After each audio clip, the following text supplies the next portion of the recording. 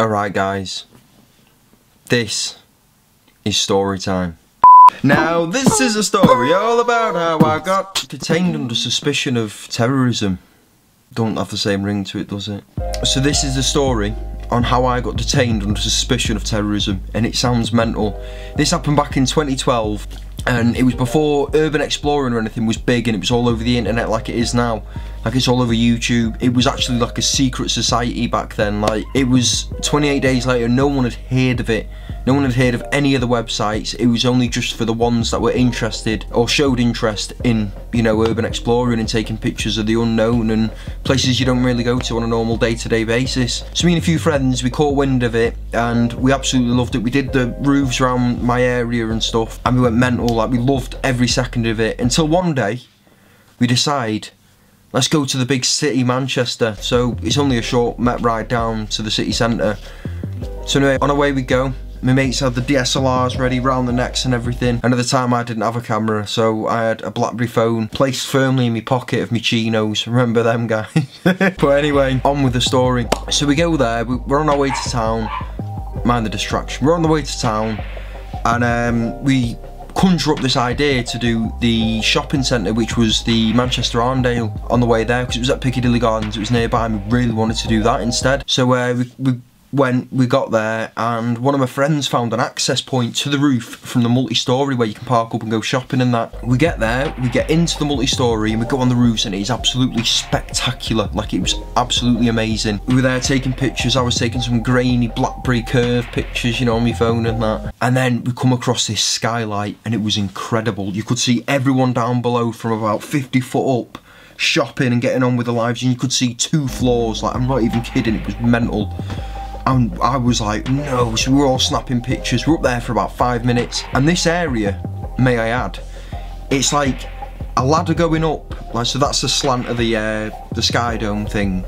There's a ladder going up, and at the very end there's just a steep drop to the building, like a bridge, like a gate sort of thing on the end, and then it's just a steep drop down. Like, you can't get off it once you're on that ladder. The only way down is the bottom of the ladder. So we were on there for about, I'd say about 5 minutes. We were taking pictures and stuff, like getting the best shots and all that they were. I was just taking normal BlackBerry pictures until we heard shouting at the bottom of the bottom of the ladder, and I was like, no. So I was like, we're in big trouble now. And then we hear, like, they sounded really annoyed. Like, I'm not even kidding. Like, these guys sounded like they wanted our heads off right there and then. Like, it was terrifying. So we come down, one of my mates, I'll say mate number one, I don't want to drop any names or anything for the video purpose, and I don't want to message him and stuff. I've just picked the camera up and shot it. And so mate number one goes down first, obviously, and one of the security guards grabs him by the arm, twists his arm behind his back and pushes him and says, what are you doing up there and stuff like that. And he said, why have you got cameras and everything? It was kicking off. It was absolutely kicking off. And then I was there like,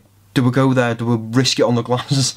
Anyway, I decided the clever option was to go to him, which was the only option really than dying. So I went to him. They did the same with me. They put my arm behind my back, they pushed it up and everything. They were questioning me, and we were just trying to explain we were just taking pictures, like why, what they for and everything, and they were trying to get it out of us. And we were just saying because it's a place where you don't normally go, and they said, well, that doesn't make any sense and stuff like that. And they were proper interrogating us all the way down. And they take us down this basement, so they go in the lift, take us down into this basement of the building, which I never knew existed. And it was like an underground road system. Like, there was street lights, there was roads, there was lorries driving under there. I never knew about this. Like, it was mental. And they take us, and then on the way there, I found a £5 down there on the floor, and I tried to pick it up. I said, there's a £5 there, mate. Like, you know, trying to bribe him, you know, see if, like, he'll go easy on me, because I just pointed out a £5 to him. Oh, no, he didn't. He picked it up with no reaction, stern, dead mackerel eye look, and I was like, oh, I'm in trouble here.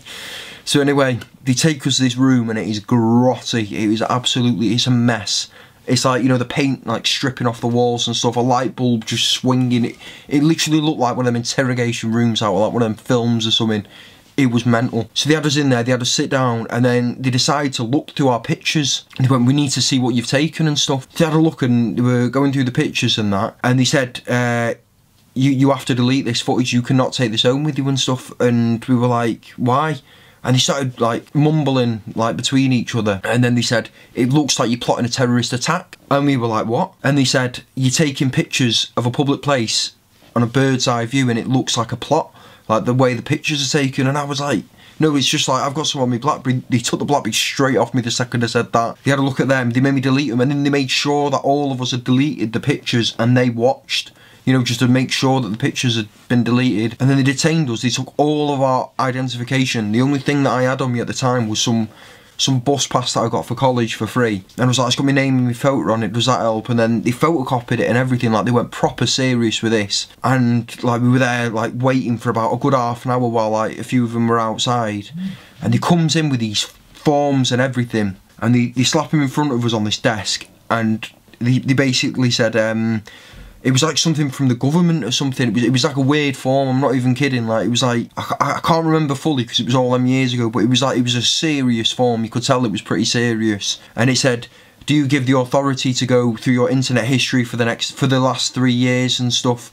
Do you mind filling out your address, your phone number, everything? And they already had evidence to make sure that we filled it out correctly by our, like, my mate had a passport, you know, like we had other things like on, like, identification wise, so they were double checking that it was all correct. And I signed this like, oh god, I've seen some dodgy stuff on the internet, like, I hope I don't get arrested. And then that happened, and then the second form, it said, do you consent to monitoring, something like monitoring your phone calls to and from your address and your mobile phone for the next 3 years as well, for the next, so they're tracing the internet history back 3 years, and then the monitoring phone calls to and from the house for the next 3 years after that. And we got a banning order that's on the wall, like up there. I will put it in at the end. I'll probably pick the camera up and film it and then just sign out or something. I don't know how it's gonna go. I've just started rolling and started waffling, and it's getting quite long, this video. So anyway, they did all this. They sat us down and they said, you are not allowed on this premises whatsoever for the next 3 months after that, like after this.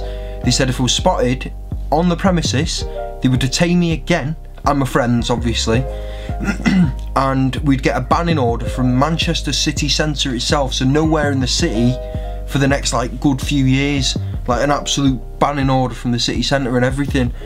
And I was, oh my, it was serious stuff. But anyway, we ended up getting let off, and obviously I didn't go back there for the next 3 years because I'm not an idiot. And that was that really. I'm sorry it's a boring one, guys. I've got that other job going on again. I'm absolutely shattered and I get no time to do anything. But I've been TikToking recently, so you should probably check that out. I've gained nearly 2,000 subscribers, well, fans should we say. Oh god, I've got some bad wind. Can you hear that going mental? So I've got 2,000 fans on this TikTok, and I've not even had it a week, so it's going pretty well. So if you fancy checking that out, it's life.of.ty, and then just go and check me out on TikTok or what have you. Anyway, I'm shattered. It's time for bed, and it's time to provide my proof.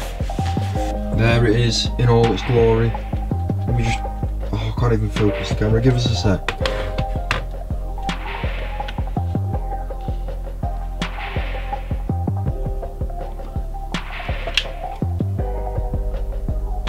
As you can see, banning order. I literally don't know what I've done to myself here. Give us a sec. There we go. This is the life of time. Signing out. Hope you enjoyed. Please like, share, or chuck us a sub. It's probably going to be dark as anything because my light's over there now. But anyway, hope you enjoyed. Chuck us a sub if you're new. It's the life of time. Signing out.